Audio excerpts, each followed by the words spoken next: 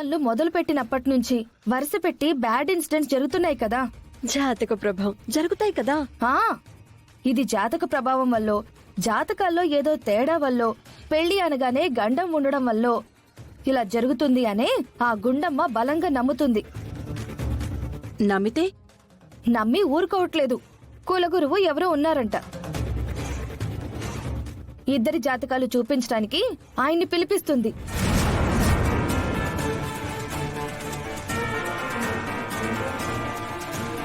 ఇదెక్కడ twist aunty? ఇప్పుడు ఆ సిద్ధాంత్ ఎవరో వచ్చి వాళ్ళ జాతకాలు చూస్తే చరణ్ జాతకులనే గండం చూసి చరణ్ పెళ్లి చేసుకుంటే మొదటి భార్య చనిపోతుందని అతను బయటికి చెప్తే అప్పుడు పెళ్లి ఆగిపోతుంది కదా.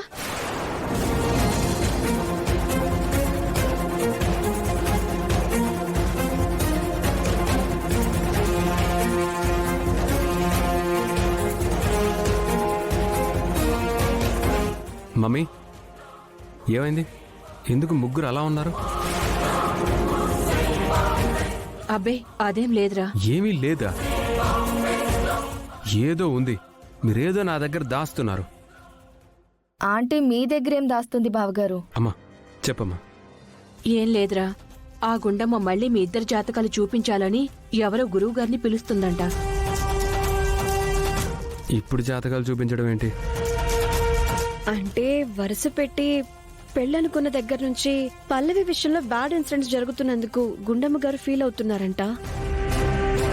అందుకే జాతకంలో ఏమైనా దోషం ఉందేమో అని చెప్పి తెలుసుకోవడం కోసం వాళ్ళ గురువు గారిని పిలిపిస్తుంది. అవునా? అమ్మయ్యా, ఆ గురువుగారు వచ్చి జాతకంలో దోషం ఉంది, ఈ కుర్రాన్ని చేసుకుంటే పల్లవి చచ్చిపోద్ది అట్లాంటివి ఏమైనా చెప్పాడు అనుకో, ఈ పెళ్లి ఆగిపోతుంది కదా మమ్మీ.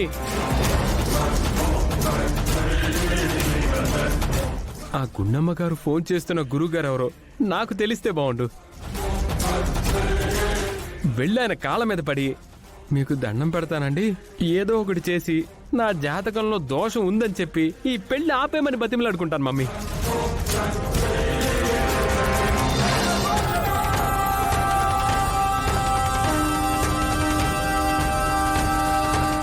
మీరు చెప్పింది కరెక్టే ఆంటీ. పెళ్లి చేసుకుంటే పల్లవికి గండం అన్న విషయం తెలిస్తే గనక చరణ్ ఖచ్చితంగా పెళ్లి ఆపేస్తాడు. అది నాకు తెలుసు, కానీ ఎట్టి పరిస్థితుల్లో ఈ పెళ్లి ఆగకూడదు.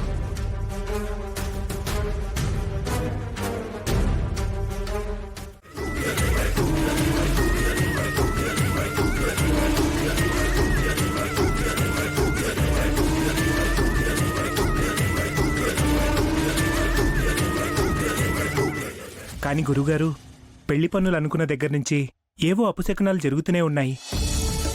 అందుకే మా గుండమ్మ భయపడుతుంది. మరి అవెందుకు జరుగుతున్నట్టు? మనిషి మనసులో భయం అనేది ఉంటే అదే అన్నిటికంటే పెద్ద గండం.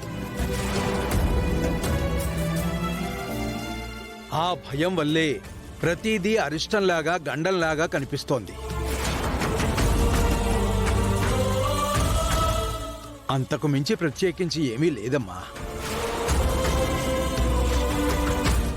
అయితే నిజంగా గండాలేవీ లేవంటారా? అబద్ధం చెప్పాల్సిన అవసరం నాకేముందమ్మా.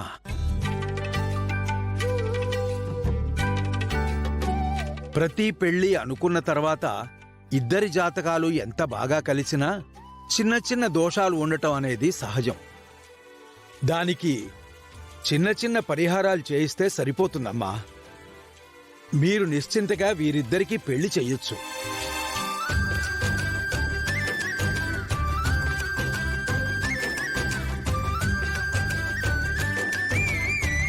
అయితే అనుకున్న ముహూర్తానికి పెళ్లి జరిపించవచ్చా? దిగ్విజయంగా జరిపించొచ్చు. వీళ్ళిద్దరి భవిష్యత్తు బంగారుమయంగా ఉంటుందమ్మా. ఈ ముక్క చెప్పడానికే వచ్చావా? పెద్ద బిల్డప్ ఇచ్చుకుంటూ ఏదైనా దోషం ఉందని చెప్పొచ్చు కదా, పెళ్లి ఆగిపోయేది. మరి ఇక నేను బయలుదేరతానమ్మా. అలాగే గురువుగారు. వచ్చే బంధువుల దగ్గర ఎవరి దగ్గర మాట రాకూడదు. సరే, ఉంటాను. ఎవరా? డెకరేషన్ వాళ్లేనా? ఏర్పాట్లవి బాగుండాలని చెప్పావా? వాళ్ళు ఎక్స్పర్ట్స్ అమ్మా. ఏ లోటు చేయరు. యాండి క్యాటరింగ్ వాళ్ళతో మాట్లాడారా? మాట్లాడాను సుమా. అమ్మా పల్లవి, పల్లవి.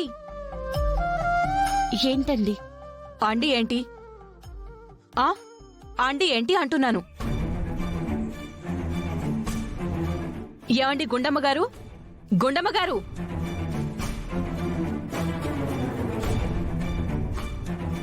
ఏంటండి ఇది? ఇదేనా మీ పద్ధతి? ఇదేనా మీ పెంపకం?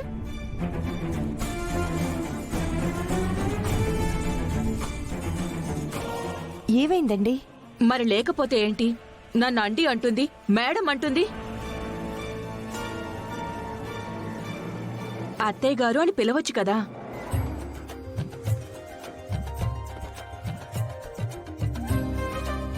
మీరే చెప్పండి, తెల్లారితే పెళ్లి. ఇది చూస్తే ఇంటి కోడలైపోతుంది. అత్తయ్య గారు అని నోరారా పిలిపించుకోవాలని నాకు కూడా ఉంటుంది కదా.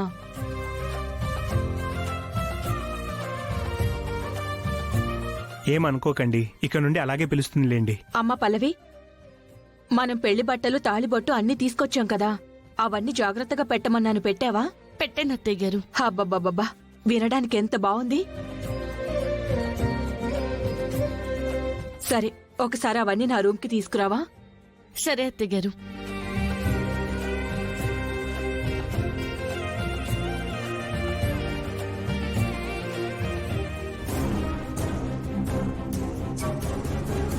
ఏంటి వీళ్ళు అలా సైగలు చేసుకుంటున్నారు?